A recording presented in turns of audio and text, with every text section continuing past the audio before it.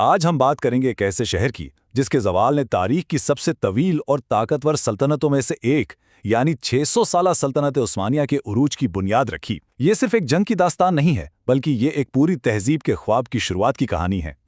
تو سوال یہ ہے کہ آخر تاریخ کی سب سے بڑی سلطنتوں میں سے ایک کا آغاز ہوا کیسے؟ ایک چھوٹی سی گمنام سی ریاست کیسے اتنی بڑی عالمی طاقت میں بدل گئی؟ اور اس کا جواب سچ پوچھیں تو بہت سادہ ہے۔ اس سب کی شروعات ہوئی صرف ایک شہر سے جس کا نام تھا برسا۔ تو چلیں تھوڑا ماضی میں چلتے ہیں۔ 13ویں صدی کے آخر میں اناتولیا یعنی آج کا ترکی کئی چھوٹی چھوٹی ترک ریاستوں میں بٹا ہوا تھا اور ہر کوئی اپنی بقا اور اپنی طاقت بڑھانے کی جنگ لڑ رہا تھا۔ میدان میں دو کھلاڑی تھے۔ ایک طرف تھی عثمان غازی کی نئی ابھرتی ہوئی ریاست جو ابھی اپنے پیر جما رہی تھی، اور دوسری طرف تھی صدیوں پرانی بہت طاقتور بازنطینی سلطنت جس کے قبضے میں تھا برسا جیسا ناقابل تسخیر قلعہ۔ آخر برسا میں ایسی کیا خاص بات تھی؟ دیکھیں، یہ صرف ایک شہر نہیں تھا، یہ ایک بہت بڑا تجارتی مرکز تھا، زرخیز زمینوں کا دروازہ تھا اور بازنطینیوں کا ایک ایسا قلعہ تھا جسے کوئی نہیں جیت سکتا تھا۔ یہ ان کی طاقت کی علامت تھا۔ اس پر قبضہ کرنے کا مطلب تھا کہ عثمانیوں نے اپنا لوہا منوا لیا ہے۔ اور یہاں سے کہانی ایک ذاتی موڑ لیتی ہے۔ یہ صرف ایک فوجی مہم نہیں رہی بلکہ یہ عثمان غازی کا ایک ذاتی خواب بن گئی۔ تو تقریباً 1317 میں عثمان غازی نے برسا کا محاصرہ شروع کر دیا۔ ان کی حکمت عملی بہت سادہ لیکن کمال کی مؤثر تھی۔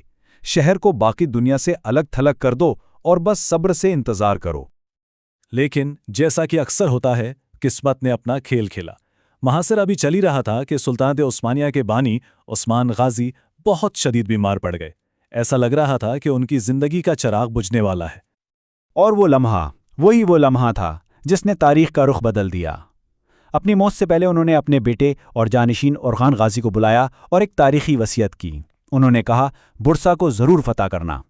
اب یہ جنگ صرف ایک جنگ نہیں رہی بلکہ ایک باپ کی آخری خواہش اور بیٹے کا ایک مقدس فرض بن گئی۔ تو اب ساری ذمہ داری آ گئی اورخان غازی پر۔ انہوں نے اپنے والد کا مشن سنبھالا، لیکن یہ سفر بالکل آسان نہیں تھا۔ یہ صبر اور حکمت عملی کا ایک بہت لمبا امتحان تھا۔ 8 سال، سوچے ذرا، 8 سال، یہ کوئی چند دن یا مہینوں کی بات نہیں تھی۔ یہ محاصرہ پورے 8 سال تک چلا۔ یہ عثمانیوں کے صبر اور استقامت کا ایک بے مثال امتحان تھا۔ تو عثمانیوں نے کیا کیا؟ ان کی اسٹریٹجی طاقت کے زور پر نہیں بلکہ دماغ سے تھی۔ پہلا قدم، شہر کے چاروں طرف مضبوط چوکیاں بنائیں۔ دوسرا، شہر میں آنے والی ہر قسم کی خوراک اور فوجی مدد کا راستہ بند کر دیا۔ اور تیسرا، بس انتظار کیا کہ شہر اندر سے خود ہی کمزور پڑ جائے۔ اور ہوا بھی بالکل یہی۔ جیسے جیسے سال گزرتے گئے، شہر کے اندر حالات بد سے بدتر ہوتے چلے گئے۔ خوراک ختم ہونے لگی، بازنطینی سپاہی ہمت ہارنے لگے اور عوام میں مایوسی پھیل گئی۔ تو اب سٹیج سیٹ ہو چکا تھا۔ 8 سال کا لمبا اور صبر آزما انتظار، اور پھر وہ فیصلہ کن لمحہ آ ہی گیا۔ 1326 میں ایک تاریخی موڑ آیا۔ شہر کے بازنطینی گورنر کو جب یہ احساس ہوا کہ اب مزید لڑنا ممکن نہیں، تو اس نے بغیر کسی خون ریزی کے شہر کو اورخان غازی کے حوالے کرنے کی پیشکش کر دی۔ اورخان غازی نے یہ پیشکش فوراً قبول کر لی۔ شہر کے دروازے کھلے اور کمال یہ تھا کہ بغیر کسی بڑی لڑائی کے یہ شہر فتح ہو گیا۔ یہ ایک بہت بڑی کامیابی تھی۔ اورخان سیدھا اپنے والد عثمان غازی کی قبر پر گئے اور یہ فتح ان کے نام کی، ان کی آخری وصیت کو پورا کیا۔ تو ایک بات سمجھنا بہت ضروری ہے، برسا کی فتح صرف ایک شہر کو جیتنا نہیں تھا، یہ تو ایک نئی سلطنت کی بنیاد رکھنے جیسا تھا۔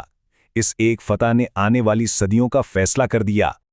فتح کے فوراً بعد اورخان غازی نے برسا کو عثمانی ریاست کا پہلا باقاعدہ دارالحکومت بنا دیا، اور یہیں سے سب کچھ بدل گیا۔ ایک انتظامی مرکز بنا، حکومت کا نظام قائم ہوا، معیشت مضبوط ہوئی، اور یوں سلطان عثمانیہ کے پہلے سنہرے دور کا آغاز ہوا۔ یہ ٹائم لائن دیکھیں تو برسا کی اہمیت اور واضح ہو جاتی ہے۔ یہ وہ پہلا قدم تھا، وہ بنیاد تھی جس پر قدم رکھ کر عثمانی پہلے ادرنا اور پھر بلاخر قسطنطنیہ یعنی استنبول تک پہنچے۔ اور برسا تقریباً 35 سال تک سلطنت عثمانیہ کا دارالحکومت اور مرکز بنا رہا۔ یہ وہ فیصلہ کن دور تھا جس میں سلطنت نے اپنی جڑیں مضبوط کیں۔ तो आखिर में हम ये कह सकते हैं कि बुरसा की फतह ने उस्मानियों को वो ठोस बुनियाद फराहम की जिस पर इन्होंने दुनिया की अजीम तरीन और तवील तरीन सल्तनतों में से एक की इमारत खड़ी की। और ये तज्जिया हमें एक बहुत गहरे सवाल पर ला खड़ा करता है कि कैसे सिर्फ एक शहर की फतह, एक बाप का ख्वाब और एक बेटे की वफा एक पूरी की पूरी सल्तनत की तकदीर लिख सकती है।